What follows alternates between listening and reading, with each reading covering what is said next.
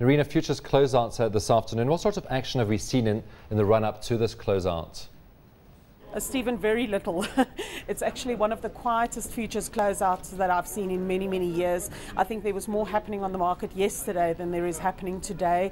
Yesterday at the start of business there was still about 90,000 contracts outstanding, and by the start of today this number had dropped to under 40,000. So I think most of the rolling that was going to be done was already taken care of yesterday. As it stands now, about another 10,000 contracts have been rolled, and we don't expect much more than about another 5,000 or 10,000 contracts to be rolled, and with about 10 to 15,000 to expire in the auction. So really not much action. We're very far away from all of the big strike levels, both on the calls and on the puts. Typically on a futures closeout day we see a strong positive market. It's certainly not been the case so far today. Futures closeout, the 100 minutes have just started now at 12 o'clock, so I guess there is a possibility that the traders might try to push it a little bit, but I don't expect much more than 100 points on either side. Maybe 150 points to the positive if they really try and squeeze it, but not much happening on the futures closeout today. Nerina, how about index rebalancing? Are we seeing any major index changes during the closeout today? No, nothing whatsoever, Stephen. As a matter of fact, there are no constituent changes to any of the derivative-based indices coming up tomorrow afternoon in the closing auction. So there's really just rebalancing taking place because of small changes to shares and issues. So that might be another reason why the futures closeout is as quiet as it is, because there's really no major changes to the underlying constituent baskets of these derivatives.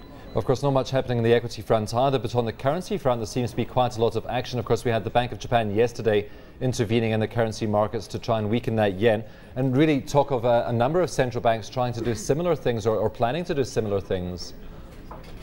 Yes, Stephen, we've been expecting this series of what I would call a competitive devaluation to occur from the East for a number of weeks now, and certainly the 2 trillion yen intervention that we saw from the Bank of Japan is the largest intervention that we've ever seen, and it resulted in a appreciation of the US dollar of 3% on one day, the biggest move ever of the US dollar relative to the yen.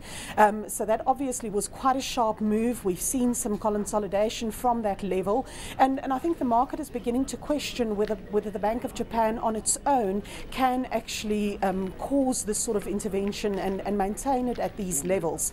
On the sidelines in Japan are the exporters sitting by, wanting to actually take advantage of any weakness that they might see, and I think that will certainly limit whatever weakness we might see in the market, and they really sort of watching that 85 yen level, and I think that will certainly limit any depreciation that we might see.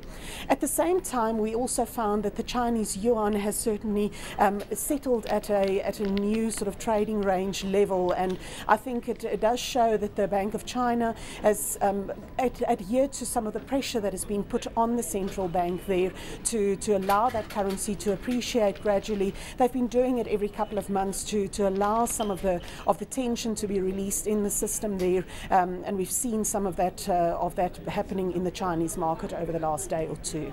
And of course, just looking at Japan, we had exporters yesterday in particular doing well.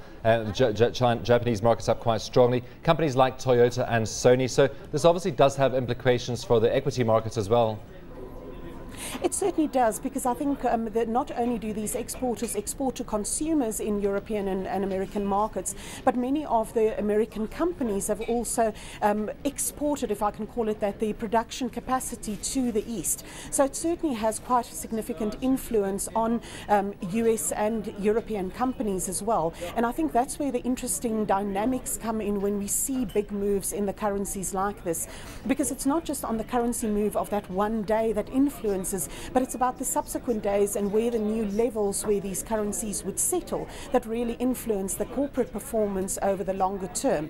So it's quite an interesting dynamic to see what the influence on that would be. Certainly for the exporters, they've really been straining on this very, very strong yen that we've seen below the 85 level, and they're quite happy for the intervention coming from the Japanese central bank. But the question is whether the Bank of Japan on their own can actually actually maintain that sort of level. And already there is talk that maybe the BOJ will be intervening in different forms and maybe buying some short-dated securities and so on. So certainly a story that will continue to unfold.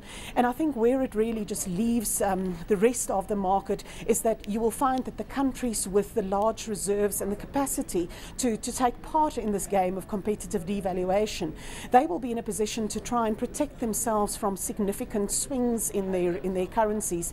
But when you look at a country like South Africa, essentially we don't really have much firing power to protect ourselves against a strengthening currency. We're not alone in this boat. Certainly there are many other countries also in this situation, but it's not surprising to find that that our rand is testing the 7 to the US dollar, and we've said it before and I will reiterate that I think we will have to accept that we are going to have to deal with a much stronger currency than we would probably be comfortable with for the foreseeable future. Well, one company that's obviously affected by that currency is AngloGold. Those shares up today, of course, they were down 5% yesterday. We've seen the gold price ticking a little bit higher today. The rand still quite steady around R7.10. AngloGold yesterday, though, down 5% and really on the back of that capital raising. Yes, the AngloGold capital raising exercise yesterday, it was announced at a 7% discount to the price, so the 5% decline in share price was not altogether surprising.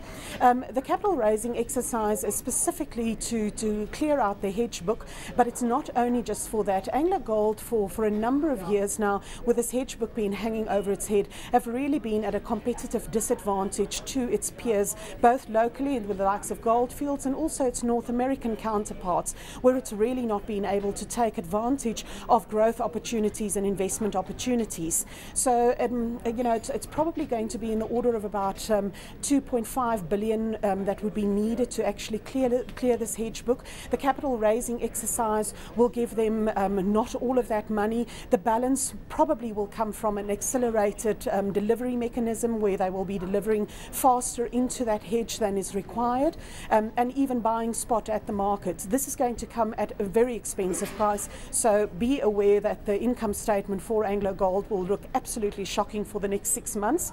We expect this process probably to be all cleared up within 2 quarters. But this is now all in, maybe not necessarily in the price, but certainly in the market. So we know that this is the case. And I think it allows us to now start looking forward for AngloGold and say, now it's a different AngloGold that we have to deal with. And I think it's allowed them to be compared quite well with especially their North American peers. And it's particularly interesting for us to compare them to Barrick. Barrick did a very similar exercise in December last year when they closed out their hedge position. And certainly initially there was quite a bit of weakness in the share price as they had to pay for the unlocking of this hedge and the closing out of that deal. But subsequently they've certainly outperformed, and I think that is certainly the sort of price performance that we would be looking for from AngloGold. So our view on the stock would be that we would use any opportunity of weakness in AngloGold share price to buy into that weakness.